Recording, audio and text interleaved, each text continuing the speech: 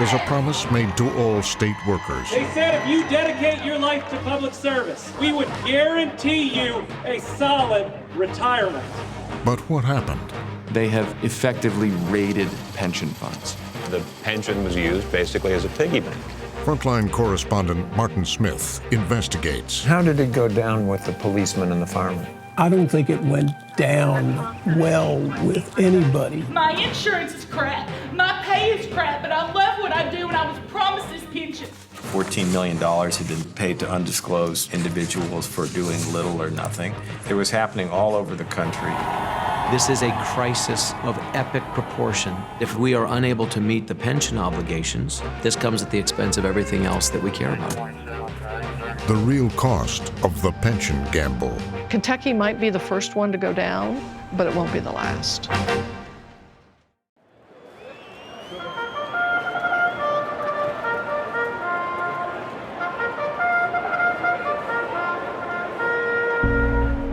On the track for the fourth race today, scratch 13, 14, 15, and 16 numbers. One in center with 1 pound. Onto the turf, it's firm. 6 minutes. This is a story about gambling and making bad bets. It's about having your retirement that you thought was secure go south. We came here to Kentucky because Kentucky's pension system, for its police, firefighters, teachers, and other public workers, is among the worst funded in the nation. Number 3 is Promises Fulfilled, owned by Robert Barron. With our interest in pensions, we of course noticed a horse called Promises Fulfilled. I decided to place a bet on it. So this Promises Fulfilled, what do we think about that horse? It's like a long shot. Well, today I think a long shot has a chance with the... Yeah, with the mud and all, I know. The horses are on the starting gate, less than a minute. We're in Kentucky, we're doing a show about the pension problems. You know, the teachers and the firemen and the cops, people that work hard all their lives and they're worried they're not going to get a pension. It's crazy. The people that we depend on most in our community. Right. Got me mad. It makes you mad? Yeah. All right, I'm ready for you. Okay, well, in the Derby. Okay. Number 3, Promises Fulfilled. What you want to put on it? $100. To win? Yeah. The horses have reached the starting gate. I had no expectation that the horse would do much. At post time, the odds board had it at around 50 to 1. On the other hand, if it won, I would win $5,000. And they're off in the Kentucky Derby. And Promises Fulfilled, great start. Flawless as well for Justify coming out of the gate. Flashing speed on the outside, and so is Noble Lady. Promises Fulfilled out to set the pace. Well, Promises Fulfilled led the pack for half the race. Justify seizes the lead. Promises Fulfilled trying to keep up second and inside. But in the back stretch, where you couldn't really see what happened, the horse dropped from 1st to 15th out of 20. Comes Good Magic on the outside for the final quarter mile. Justify turns roll in front. Good Magic in the... All I knew was that in just 2 minutes, I lost my $100. Justify the 1 to 10. Here comes Good Magic on the outside. Justify turns roll in front. All rise for Justify. The Kentucky Derby was never in doubt.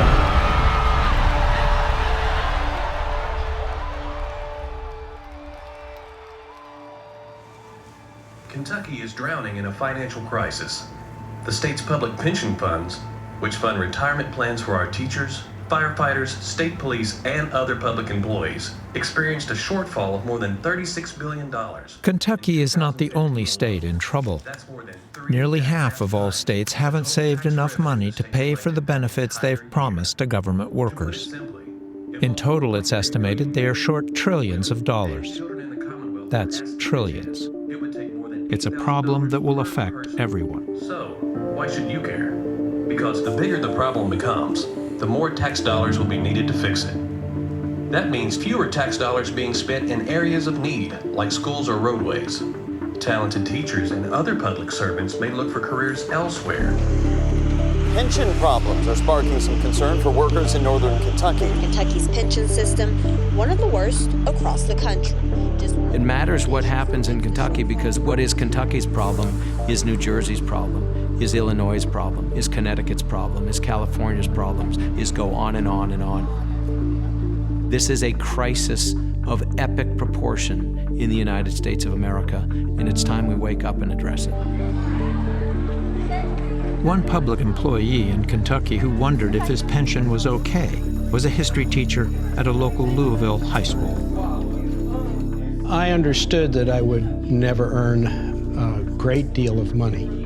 You enter teaching because there's a certain warmth you feel for instructing young people and trying to help them. We're going to convert it from chemical to chemical. Bingo. And so it's an idealism that drives a teacher. And that's the beauty of English. We are learning to be effective communicators. But one of the reasons that we accept the low salary is that we won't have to despair of our retirement, that there will be some form of a safety net for us when we get too old to trundle into the classroom. A guarantee. A guarantee. It's a promise. And a good chunk of our salary is taken out from day one and deposited into a retirement plan.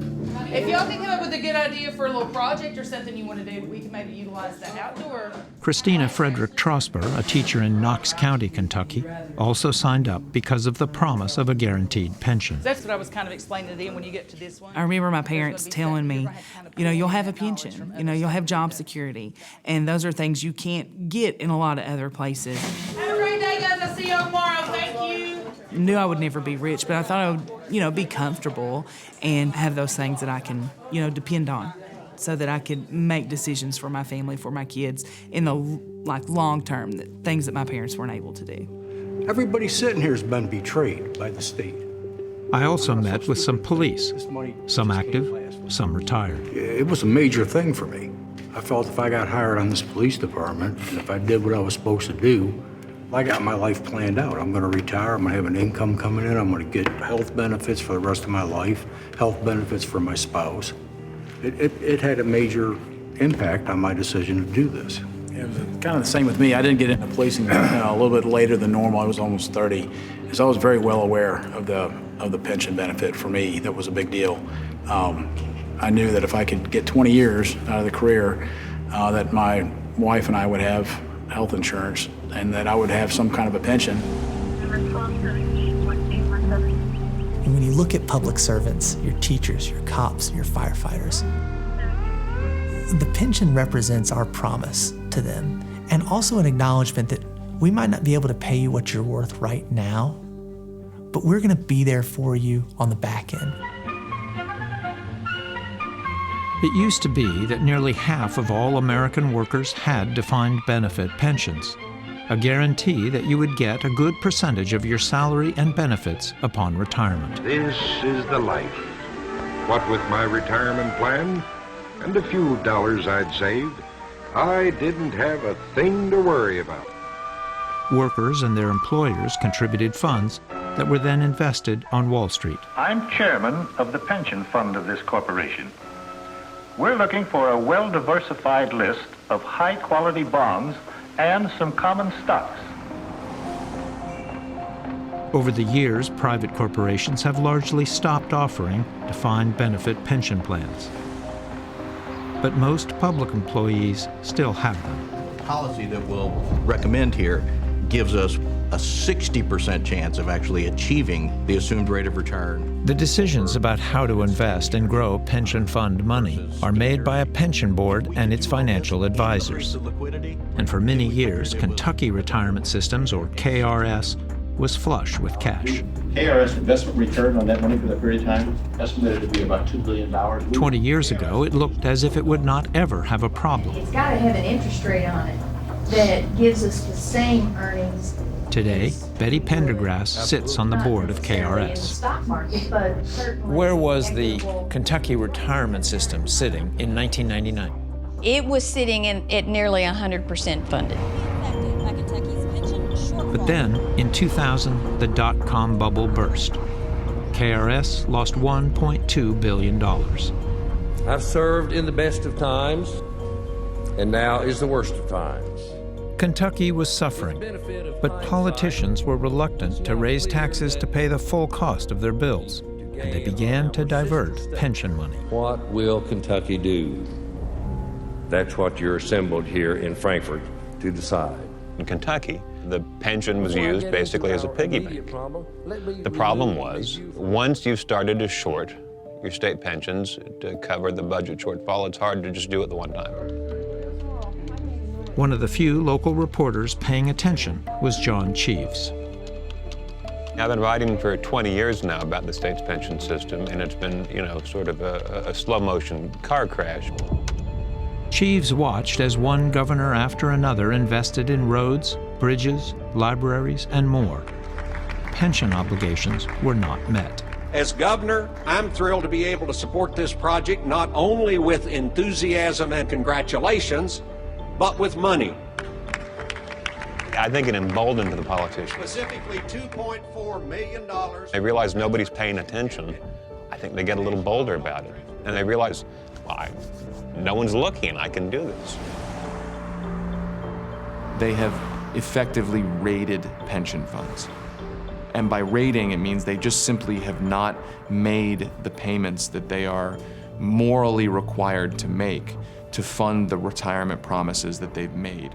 David Sirota is a reporter and opinion writer. So instead of making those payments, they've used that money for roads, schools, things that are important, but that other tax revenues are not funding. And the thing is that the bill will come due. The bill will come due. I'd heard kind of rumblings from teachers early on, like, oh, they're taking money from our pension fund and this and that. And I'm like, oh, they'll fix it. And that was, I think that's kind of where we were. They'll fix it. And then I got married and I had some kids. And, that wasn't what was on my radar. And I think a lot of people were like that. I had my head in the clouds. I'm a teacher. I'm busy. I got a family. I got a life. They take a bunch out of my paycheck every 2 weeks, and so that's going into a little pile. It's going to accrue interest. I figured this is on autopilot. I don't have to worry about the pension. By 2008, Kentucky's pension funds were in very bad shape, and things were about to get much worse. Stunning news on Wall Street tonight. At one point, the market fell as if down a well, over 700 points. The collapse of Lehman Brothers triggered turmoil in markets around the globe. In the 2008 collapse, Kentucky was hit hard. We traveled to Kentucky for a first-hand look at how the recession is hurting just about everyone. When I first got here, things were booming. There were a lot more factories that were open and businesses, and you can see businesses are closing all over. Kentucky is to horse racing what Detroit is to the American auto industry. But even the sport of kings feels the sting of a global recession. Nearly every sector of Kentucky's economy was affected. KRS lost $2.8 billion. It punched a hole in the boat. The boat was taking on water, but now we got a hole. There was a huge downturn in the funding status because of that crisis. And you can't pay that back in 5 years. The economic turmoil of recent years is putting a comfortable retirement at risk for many Americans. So the investment crews are feeling the pressure to get the returns up so that we're generating more money going into the system. Now you're swinging for the fences. Right. With less money available, many pension funds are under pressure to take on more risk by investing. Starting in the fall of 2009, Kentucky's public pensions decided that to dig out from under, they would invest a portion of their portfolio in some of Wall Street's more exotic and risky investment vehicles, like hedge funds. The reason why they're trying to do this is that they're trying to gamble their way out of the problem. And Wall Street was more than happy to answer Kentucky's call. Pension money is extremely important here. Pension funds have plenty of money. The world of pensions is a world of money. And if you really want to dig around the heart of power, of economic power in the United States, that's where much of the money on Wall Street is from. The public doesn't necessarily view pensions as giant pools of money. I'm going out with 100 Halbert in the buy, right? Thank you. When you say the word pensions, people's eyes gloss over. they don't really pay much attention. But there's one set of people who are paying a lot of attention. That's good. And it's the richest and most powerful people in the world on Wall Street. How much money are we talking about? In public pensions today, there's about $3 trillion. Part of it's being paid out in benefits and much of it being invested. Morning, Tim. Quit mowing it last fall. But here is where it gets tricky. Knowing how to invest is difficult. I'd like to go through all the recommended policies and vote en masse, and then if someone wants... Some trustees have financial experience, but others are police and firefighters appointed to the board to represent their coworkers, often not trained in portfolio management. They've got their correlation matrices and their risk and return assumptions by asset class from the previous. It's complicated, and some of our trustees don't have that skill set. They're better at fighting fires than I am. They're better at catching criminals than I am. But they don't have the financial skills. 53.5%. I would like to see sharp ratios for each one of the major asset classes. Today, Betty Pendergrass is a trustee who has investment experience. Are we getting paid for the risk we're taking? I mean, you know that on Wall Street, they call pension funds dumb money. that hurts, but it's true. What I would say is the bounds of reason are 350 above the 10-year Treasury. So. John Ferris is an investment manager in Lexington. Until recently, he chaired the KRS board. Yeah, absolutely. He says that Wall Street regularly exploits pension funds. I stated as a board chairman that we were in 2008, only 2 members of the board had any investment management experience. They are much healthier. I think that the pension board that was put together between 2008 and 2016 was probably the dumbest of money. And thus you're $60 billion in the hole? Exactly. How do they amass hundreds of investments when they have no experience in how to choose? They just take anything that's recommended? It seemed that way. A lot of them say will openly admit they're not even, sure what they're voting on. I trusted the state to deal with my money. Okay, I don't know nothing about doing that. Among those police I spoke to, one had served 2 terms as a KRS trustee. Ed, you were a trustee? Yes. Now, in all due respect, you're a police officer. Are you in a position or equipped to be able to evaluate a complex financial instrument like a hedge fund? One of the first things we were told as elected trustees when you went on the board, one of your responsibilities to get yourself educated. And the first question I had was how to do it. The retirement system sent me and other trustees to different investment symposiums. It's a complex thing. I did not claim to be an expert in the pension system. I knew a little bit about it, and I did to the best of my ability to make the best decision with the information I had at the time. Even with the best information, it's hard to choose a winner. Think of that horse race with only 20 entries. In the world of high finance, there are 10,000 hedge funds. How do you know where to bet? One of the first ones KRS chose was called Arrowhawk Durable Alpha. It had no track record and long odds. Arrowhawk was one of the first sort of alternative investments, as we call it, where we had these third-party middlemen who would come to Kentucky retirement systems and introduce KRS to these alternative investments. They came to KRS and said, you should be putting your money in these funds. And we think these are the best places for you to invest the state's money. These middlemen are called placement agents. Apparently, unbeknownst to us, the placement agents were being paid fees, so they were compensated very generously for us giving our business to these funds. The lead placement agent for Arrowhawk was a fellow from New York named Glenn Surgeon. Yeah, this is Glenn Surgeon. Yes. So this guy, he was the salesman for Arrowhawk? Correct. So in 2009, when Arrowhawk was being considered, the only person on the KRS board with much investment management experience was Chris Tobey. He thought it was a risky bet. First time you hire a hedge fund, you're looking for a fund that has a track record, experience. Right. And this one didn't. Correct. But Glenn Surgeon had a relationship with Adam Tosh, the chief investment officer of KRS at the time. Adam Tosh sold us that. Toby told me that KRS's chief investment officer, Adam Tosh, convinced the board to invest in Arrowhawk, which resulted in a large fee from Arrowhawk for Tosh's man, Glenn Surgeon. And how much money was he paid to bring in Arrowhawk? $2 million for Arrowhawk, but he brought in some other investments that totaled $6 million. But at the time of the vote, the board didn't know there was a placement agent operating in the background. Because it was never disclosed in financial statements, it was never disclosed anywhere, even the existence of placement agents. I think that one of the key issues is disclosure of placement agent fees. And as Toby then hired Ted Seidel, a financial crimes investigator. They eventually filed a 32-page complaint to the SEC. So I thought it was a good case. The SEC and state auditors investigated and found no laws were broken. But the auditors did conclude that Tosh violated KRS's disclosure rules. Tosh left Kentucky and has not returned our calls. Surgeon has since died. What's the headline here?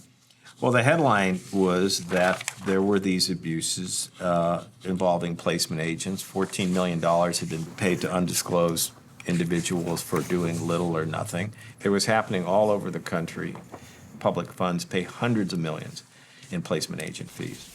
So it's a significant problem, and it's a real waste of retirement savings.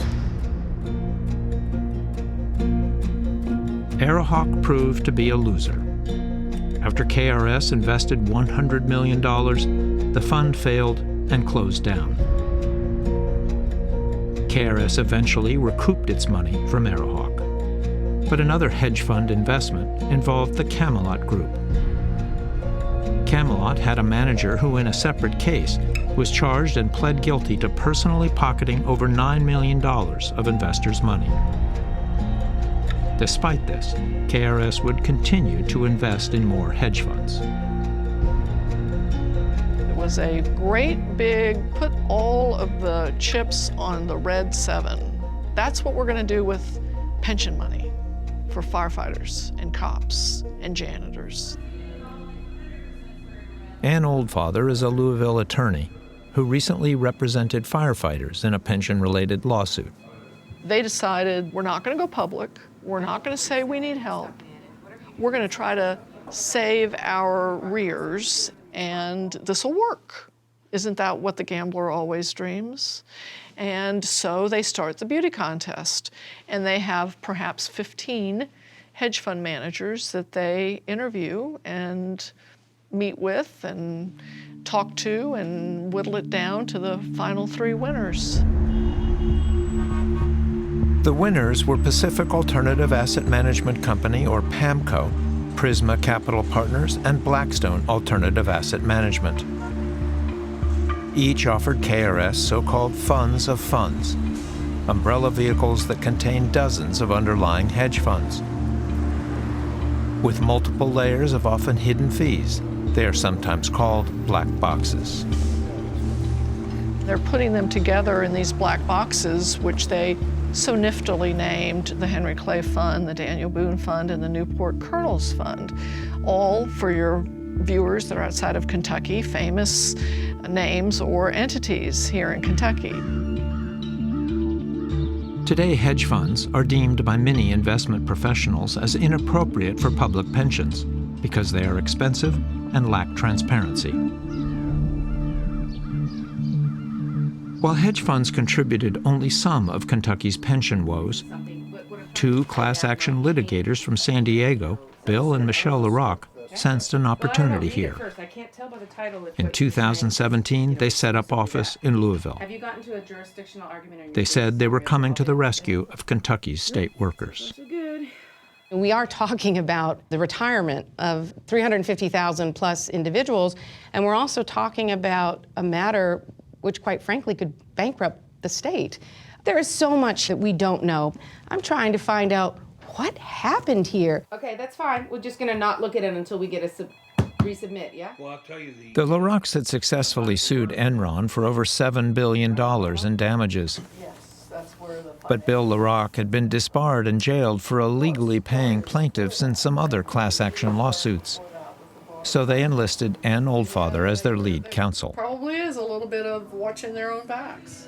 Our team of lawyers are blessed to have as our consultant Bill Lirach, who's a disbarred attorney, but indeed an expert in pension fund analysis. And so we have somebody right there at our beck and call who has educated us about the breadth of this problem throughout the United States. Kentucky might be the first one to go down, but it won't be the last.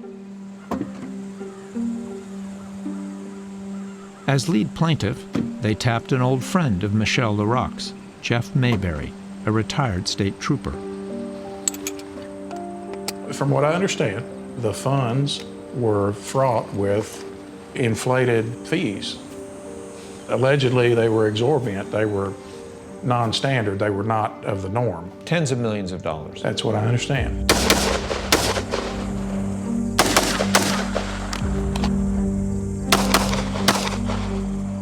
In the spring of 2018, we attended a pretrial hearing in a courtroom in Frankfurt. Mayberry faced 31 defense attorneys representing KRS board members, their financial advisors, and the 3 hedge fund companies.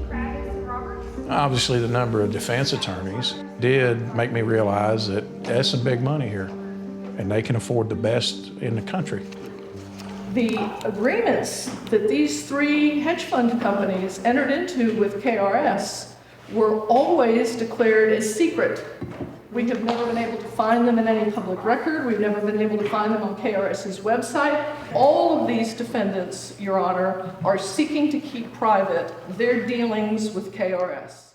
The defense has called for the case to be dismissed. But Oldfather argues that the hedge funds need to fully verify that KRS got all the money it should have received, that the funds didn't cheat KRS by charging hidden fees. There are abundant examples, Your Honor, where these 3 fund managers told KRS, oh, this sub-fund manager refuses to disclose their fee, charged to the public and the taxpayers of Kentucky.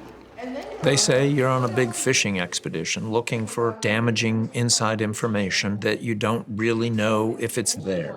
The United States Supreme Court has said that the point of discovery is to be on a fishing expedition.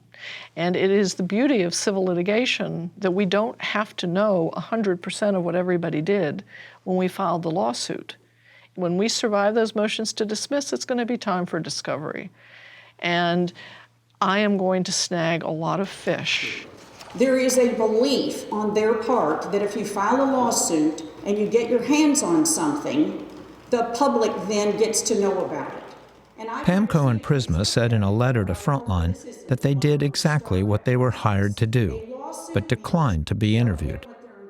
Blackstone's attorney spoke to us about the fees. We don't know what the fees were exactly. I can tell you what Blackstone's fees were. Right. We know what Blackstone's fees were. That was disclosed. But then there's a whole set of sub-fees, and if you read the contract, there's no specificity. It's vague. The fees were disclosed. The nature of the fees were disclosed. The contract laid out the fee structure for the underlying portfolio in vague funds. terms. You're characterizing it a certain way. It laid out the fee structures. There's no transparency issue in your view? There is no transparency issue. They know exactly what they received. They were target benchmarks that were established. They received nearly 3 times what was expected in the target benchmarks. We're still entitled at this point for no one to have prejudged anything that my clients have done. We don't know yet. In April 2019, an appellate court dismissed the lawsuit. The plaintiffs are now taking their case to the Kentucky Supreme Court. To defend our reputation, just because a complaint shreds us, it doesn't mean it's true. And I think people in industry and on Wall Street think that what you're looking to do is to wear them down, get them to a settlement, and take the money. How do you respond to that? I was thinking about something that came up in the last hearing when their lawyers, sort of accused us of grabbing things from discovery and sending them to the media somehow, Look, if they're proud of what they do and their business model and how they do it, well then stand up and tell the world about it.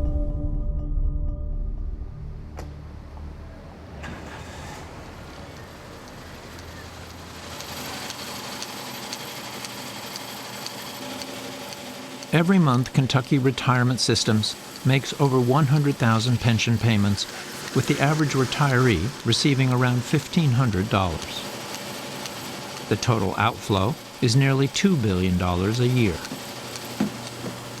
But by 2013, the KRS board and Kentucky legislators worried that in the future they would not have enough money to meet their obligations. In 2013, pensions had moved to the forefront. I think people started to realize we let this debt get out of control. Lawmakers decided it was time to make some drastic changes. We changed the system so that you no longer get a defined benefit plan if you're a state employee, and you got this hybrid cash balance plan. Basically a 401k type plan. Basically a 401k type plan, better than a 401k, but not as good as a defined benefit plan. The first to be affected were police, firefighters, and thousands of other public servants. Public school teachers were spared. Existing workers would keep their defined benefit pension, but all new hires would be moved to a 401k style plan. Evening. The reason why I stopped tonight, you're swerving. The move into 401k style plans, this was widely seen as a compromise, but it's a big difference, and it's a lot more uncertain with a 401k plan. Tom Loftus is a local reporter who covers pensions. I mean, how did it go down with the policemen and the firemen? I don't think it went down well with anybody. There is no way that we can continue, because of demographics, to offer the same plan to people who are not currently state employees. 1 year later, after reforms went into effect, the pension crisis resurfaced as an issue in the gubernatorial race.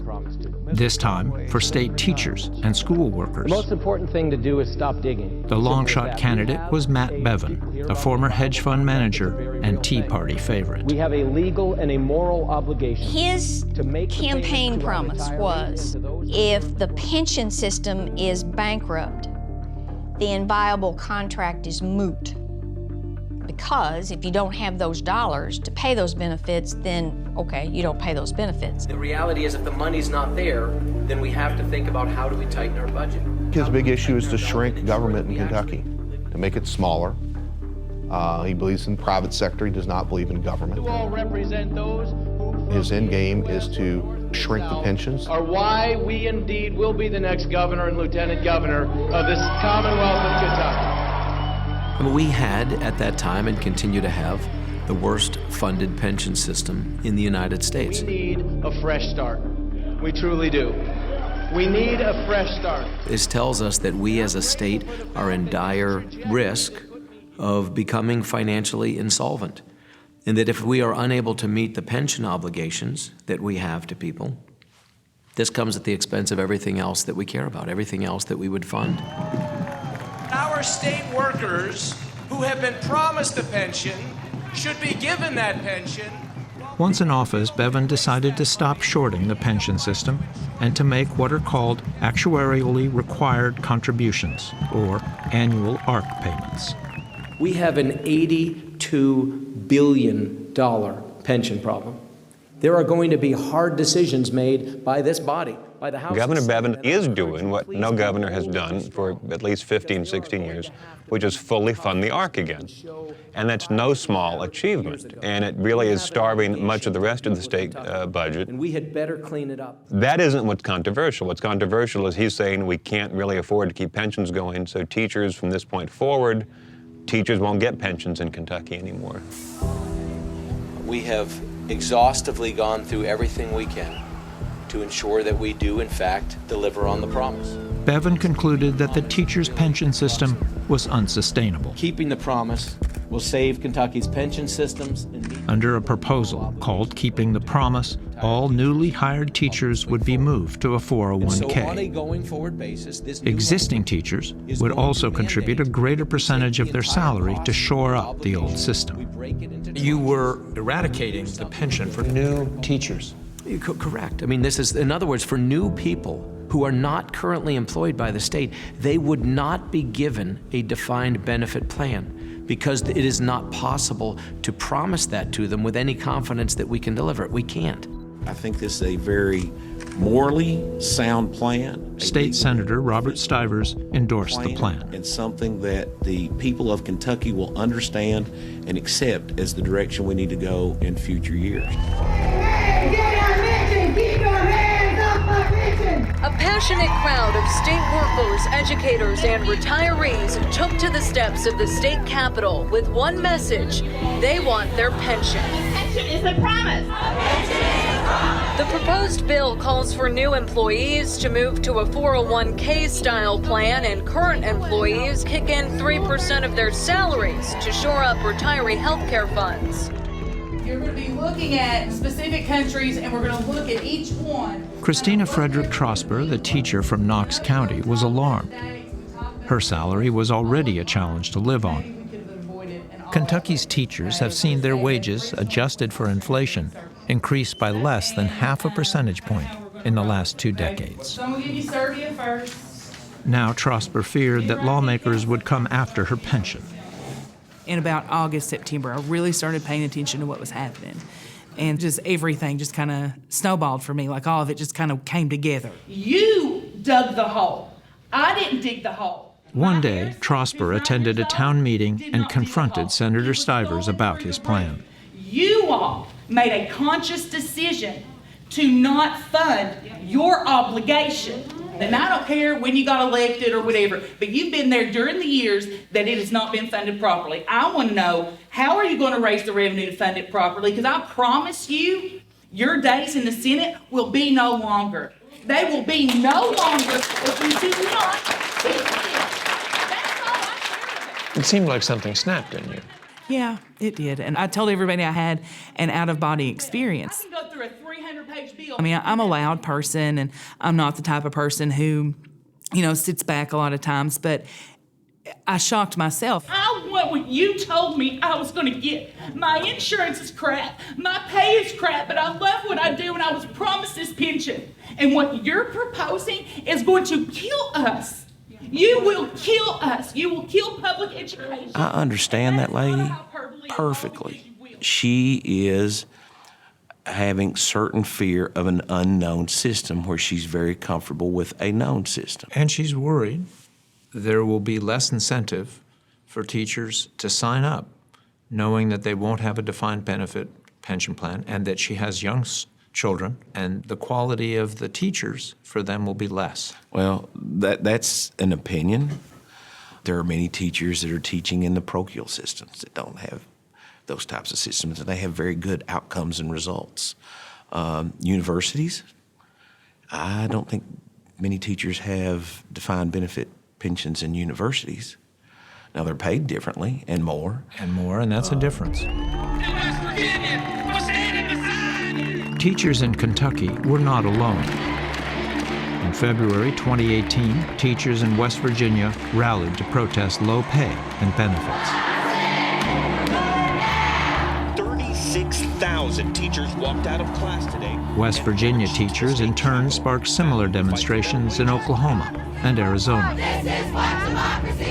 It's the latest in a wave of protests sweeping across the country, led by teachers who say the future of public education is at stake. I think West Virginia inspired us because it happened next door in a mountain state that struggles with the same types of things that we do, and that they were able to achieve their goals, I think really ignited us. Find funding first. Find funding first. Find funding first. We gotta find funding. Bevan's controversial Keeping the Promise reforms were crafted into Senate Bill 1. Senate Bill 1 shall pass. There being 7 Leading the charge was Senator Joe Bowen, who 5 years earlier had pushed through that pension bill affecting cops and firefighters. Ladies and gentlemen, please, I'm going to ask you, please. They'd like to have your hide. Some. Well, the teachers were out there chanting. Yeah, look, at the end of the day, we're trying to save the system for them. That's the irony of all of this, in my mind anyway, is that here we are trying to save the systems, and we're getting all this pushback. Angry and fearful teachers became a regular presence in the state capitol. I'm the only governor in the lifetime of any of these teachers that has fully funded the plan. And yet they seemingly hate what we're doing. On a local radio show, Governor Bevin shot back. I mean, reality is, this is a group of people that are throwing a temper tantrum. And I'm surprised. Bevin has made a number of controversial statements about teachers over the last few months. Most politicians do not want to be seen as critical of teachers. I mean, Matt Bevin obviously has decided he's comfortable crossing that line. I'm just flabbergasted at how remarkably uninformed folks are. There's an old saying that you can't win an argument with an ignorant person. And so if a person is uninformed about a topic, they're not even able to make their own case for what they believe. You have people that These are educated people with the ability to listen and to understand. So if they truly still believe that this is bad for them, it is due to being misinformed. And they're like, how dare you say we don't understand? Well, the But choice they of don't. language is such that Agreed. you're seen as arrogant, dismissive, talking down to teachers, firemen, policemen. If people want to be offended, they can be offended by anything. You can parse things, take things out of context, even take them in context. Do you think and you've been misinterpret them. appropriately careful in your Yes. choice of language and really served this I do. debate And I think if people really... in a constructive way? Yes. You do? Does everybody agree with that? No. No regrets? No. I mean, here's the thing. I'm trying to save a system that needs to be saved. By March 2018, the pension bill had stalled and time was running out. So with just a few days left in the legislative session, state Republicans tried a last-minute maneuver.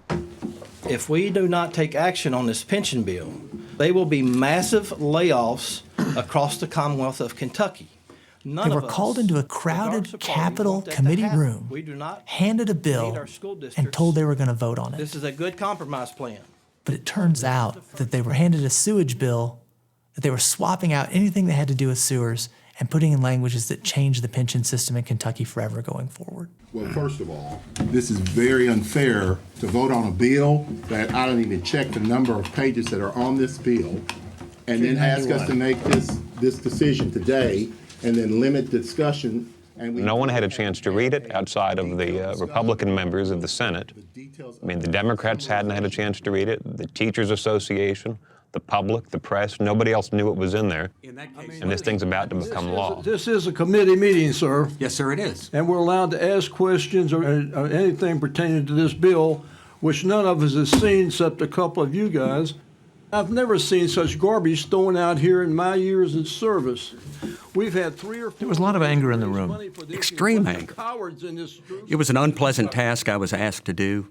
No one wants to make other people unhappy. And I will say, I voted on plenty of bills I didn't get to read, unfortunately. I had no choice. But you have to consider all of the factors. We couldn't pass a budget if we didn't have a pension bill. And that is why I agreed. We've got to get this bill back to the floor so we can have a debate, a full debate on it, knowing that the optics were terrible. I'm concerned, first of all, that what we're doing is illegal. I'm hoping that we can have a representative of the teacher organization to testify here today on this bill. Would that be permitted, Mr. Chairman? That's not on in the order, no. Could you explain why we're not having a representative of the teachers to testify on this bill, since they are the main people who are going to be affected by it? We have heard loud and clear how the teachers feel about SB 1, and this plan has made changes responsive to those questions. Does anyone have a question on the bill? Well, that's what I'm asking these questions about the bill, Mr. Representative Richards. Can I finish my time, Mr. Chairman? I've called on Representative Richards. Representative Richards. It became clear to everyone in the room that the Republican majority was not interested in hearing the Democrats' objections to the bill. Seeing no other questions, Madam Secretary, please call the roll. Mr. Chairman. It was absolutely just gut-wrenching to watch them vote. You're out of order, sir. You're out of order, too. By this statute, Would you? You're out of order. It was, well, this is what we're going to do, and this is how we're going to do it, and we're going to overvote you because we have a supermajority. All in favor of the title amendment, signify by saying aye. Aye. All opposed? No! This committee is adjourned. How can you guys shave in the morning without cutting your throat? Everyone's upset. Tensions are high. That's when we had 5,000 teachers show up in Frankfurt. Many teachers and state employees are upset about being caught off guard and not having a chance to see the bill before it passed. In 20 years at the state capitol, I'd never seen protests like that. The teachers kept coming and coming. They were there every day. A pension is a promise. A pension is a promise. A pension is a promise. A pension is a promise. Decades ago, that General Assembly made you a promise. Yep. They said if you dedicate your life to public service, that while we wouldn't pay you enough, we would guarantee you a solid retirement. But they broke their promise. And they broke the law. Because the law doesn't allow you to change a sewage bill into a pension bill and pass it on the same day. That's government at its worst.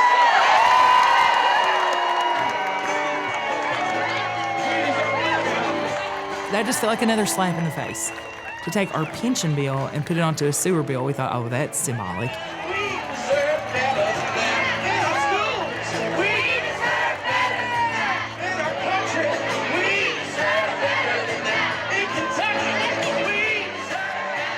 It was perfect. I mean, they couldn't have chosen a better metaphor. Here's your sewage.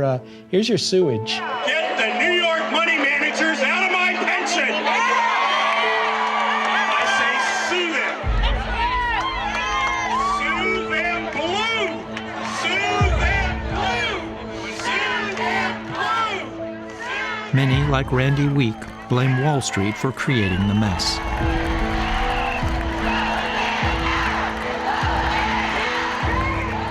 Others blamed the governors and lawmakers who neglected the pension fund over decades.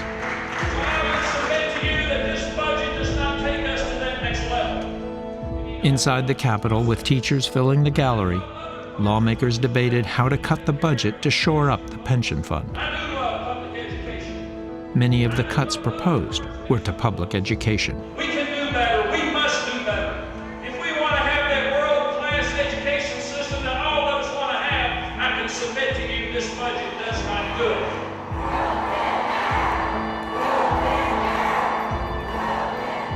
I think teachers are beginning to realize that the whole system is under assault.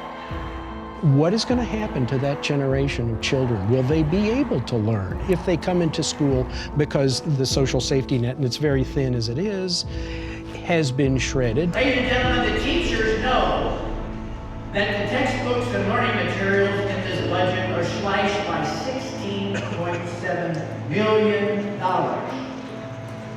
No new textbooks. All of those that are up for re-election right now that were not friends of public education, we're hoping that they won't be there. It is sad that we are where we are, but unfortunately, we had to take action. Everybody's going to be shocked to see how many of us come out in force to put in pro-public education candidates.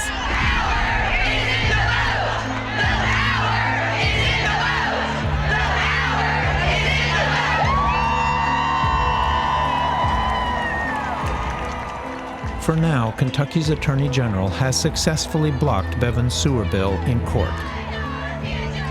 But teachers are afraid of what the future holds. The pensions of some other Kentucky state workers are facing insolvency in around 3 years. Teachers worry that when the time comes for them to retire, the state won't have the money to pay their pensions.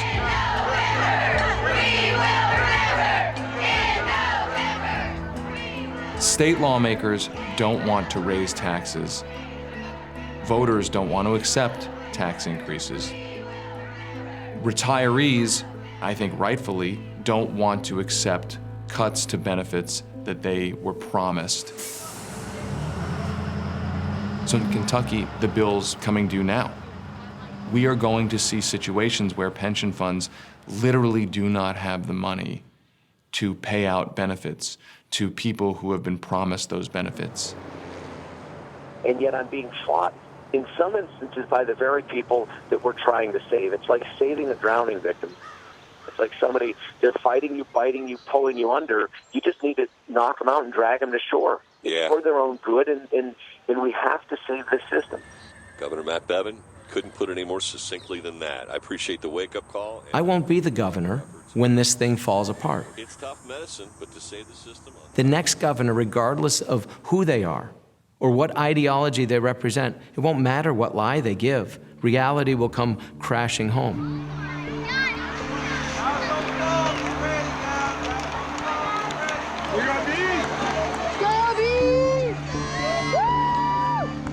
The end game is pretty clear.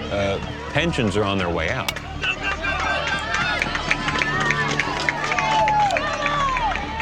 So what we're going to have within the next generation or two is Americans who are going to have terribly insecure retirements. They're going to have to live on whatever they've managed to squirrel away through their own savings. Teachers, the one benefit you got for sure was a pension to retire on with some security and dignity at the end of your career. But in Kentucky, after the summer, that might be gone. Parents, real quick, we've got pictures at 5 o'clock, right here. What happens if you have no pension? I don't want to think about that. I don't know. I don't know. That's excellent. What is the difference between the first 16 problems and the last 4? Many of us teachers are working paycheck to paycheck, trying to make ends meet. That's like a pivotal point, right? Like it's like a make or break time. I have no savings, so my pension is everything. Without that, I won't survive. Take your papers with you. You have a great day. I'll see your beautiful faces tomorrow. That's all right.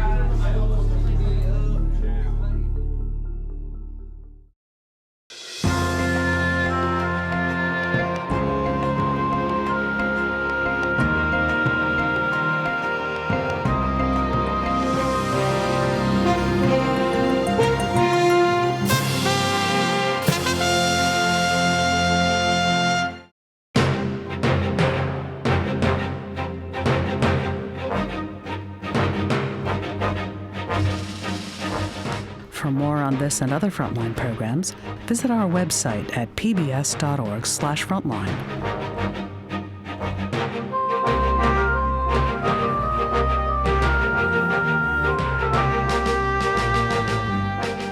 To order Frontline's The Pension Gamble on DVD, visit Shop PBS or call 1-800-PLAY-PBS.